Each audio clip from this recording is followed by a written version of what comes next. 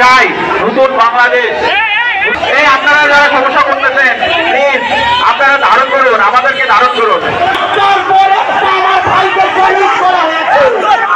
পুরা সাভার আশুলিয়া থেকে শুরু করে বাংলাদেশের এমন কোনো জায়গা নেই যেখানে আওয়ামী লীগ ফ্যাসিস্ট বাহিনী গণহত্যা চালায়নি।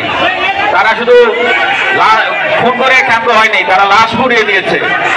আমরা জাতীয় নাগরিক পার্টির নতুন বন্দোবস্ত নিয়ে এসেছি এবং আমরা চাই নতুন বাংলাদেশ নতুন ভাবে গঠিত হবে। সেক্ষেত্রে বাংলাদেশের নতুন বাংলাদেশ গঠিত হবে। আবু সাইদ মুক্ত। এই আপনারা যারা সমস্যা করতেছেন